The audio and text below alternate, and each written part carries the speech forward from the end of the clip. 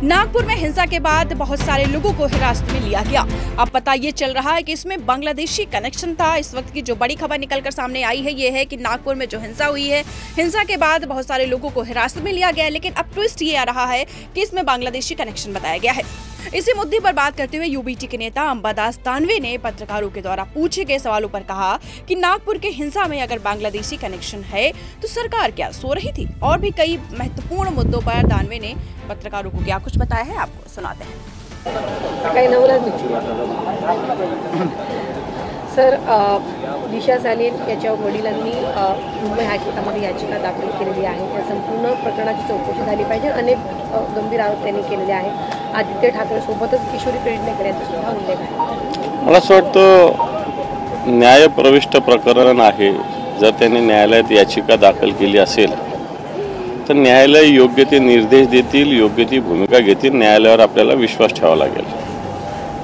पण मला असं वाटतं शिळा कढीला सातत्यानं ऊत आणण्याचा प्रकार स्पेसिफिक भारतीय जनता पार्टीकडून हा केला जातो आणि म्हणून आदित्य ठाकरे एक सालस नेतृत्व आहे, तरुण नेतृत्व आहे।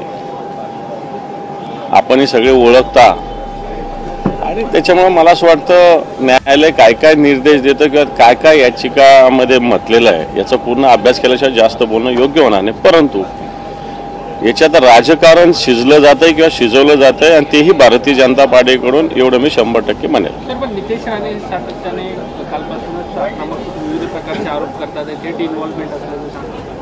हे बघा, 5 वर्ष झालेले हे सरकार येऊन 3 वर्ष झालेली आहे। मागच्या काळात यासाठी सगळे विषय झालेले आहेत। सरकार तुमचं आहे, तुम्हाला वाटलं, कोर्टाला वाटलं, तर मला असं वाटतं योग्य ते पावलं तुम्ही उचलले पाहिजे। उगाच बोलण्याला काय अर्थ आहे? काल सर देवेंद्र फडणवीस यांनी जेव्हा आपण मंत्री असतो तेव्हा राजधर्म पाळायचा असतो असं म्हणत नितेश राणेंना कुठेतरी कान टोचलं किंवा जे काही वक्तव्य औरंगजेब असेल, कबर असेल, या सगळ्या प्रकरणावर बोललं जातं। मला असं वाटतं भारतीय जनता पार्टी ठरवून या गोष्टी करते। यांनी एक बोलायचं, यांनी एक करायचं, यांनी ओढल्यासारखं करायचं, त्यांनी मारल्यासारखं करायचं, ही भारतीय जनता पार्टीची नीती आहे। रोज तुम्ही एका बैठकीत बसता, कॅबिनेटमध्ये बसता, त्यावेळेसही सांगू शकता ना तुम्ही। पब्लिकली सांगण्याचा अर्थ असा की मला असं वाटतं मी सांगतो तरी ते ऐकत नाही असं दाखवण्याचा तर ते प्रयत्न करत नाही ना। मला असं वाटतं याचाही विचार आपण करावा। नागपूर दंगलीमध्ये बांगलादेशी कनेक्शन समोर येते, काही बांगलादेश मधल्या राहणाऱ्यांच्या पोस्ट समोर येतात। मी वारंवार हाच मुद्दा मांडतोय की जर बांगलादेशीचे कनेक्ट असेल तर आपलं सरकार झोपलेलं आहे का? आपली पोलीस यंत्रणा, गुप्तचर यंत्रणा, सरकार कोट्यावधी अब्जावधी रुपये पोलीस दलाच्या आधुनिकीकरणावर खर्च करते आणि इथं बांगलादेशी लोकांचं काही कनेक्शन आहे असं जर येत असेल तर मला असं वाटतं आणखी हे येणाऱ्या काळात मला असं वाटतं एक भीतीदायक प्रकार आहे। हा गंभीर प्रकार आहे असं मी म्हणेल। सर, लाडकी बहीण योजनेमुळे शेतकऱ्यांची मदत जी आहे ती रखडली। मराठवाड्यात जवळपास 337 आत्महत्याग्रस्त शेतकऱ्यांच्या वारसांना मदत मिळालेली नाही, रखडली। 337 वारसांना मदत मिळाली हा तर एक स्वतंत्र विषय, याला काय फार रक्कम मोठी नाही लागणार आहे। कारण लाख रुपये देतात, 3,37,00,000 रुपये फार मोठी रक्कम नाही। पण शेतकऱ्यांचे वेगवेगळे अनुदान, अतिवृष्टीचे असेल, दुष्काळाचे असेल, हे सगळे अनुदान रखडलेले। इन्शुरन्स असेल, इन्शुरन्सचा तर समजा सरकारचा संबंध नाही, पण बाकीचं अनुदान रखडलेलं आहे। लाडकी बहीण योजना सरकारने आखली, चांगली योजना, काही हरकत नाही, परंतु अंतरून पाहून पाय पसरले पाहिजे, ते सरकारकडून होत नाही हे 100% मानता येईल।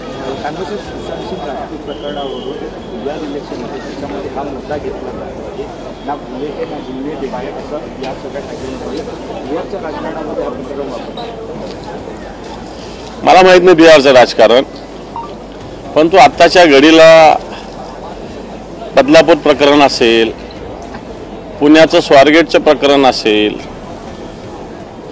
ज्या ज्या घटना मागे नवी मुंबईमध्ये काही 2 साधूंनी एका महिलेची, विवाहित महिलेची केलेली हत्या असेल, मग या सगळ्या प्रकरणाला उत्तर सरकार देऊ शकत नाही।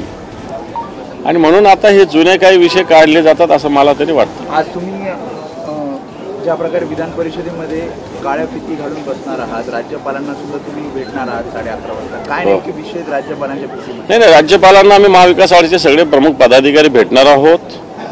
ज्या पद्धतीनं राज्य सरकारच्या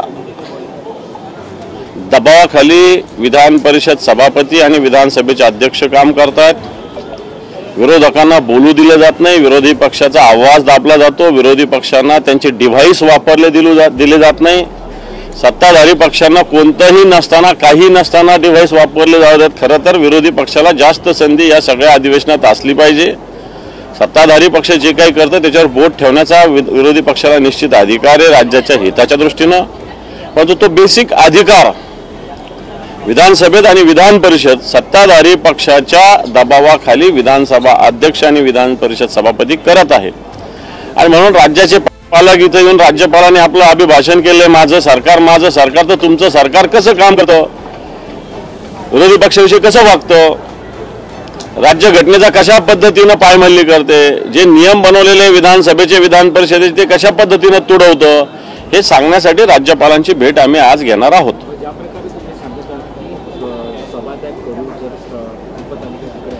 मात्र या सगळ्यामध्ये राज्याचे प्रश्न नेमके कसे सुटणार, कारण वारंवार जर सभात्याग होणार हे पण राज्याचे प्रश्न सोडवण्यासाठी राज्य सरकारचीच इच्छा नाही.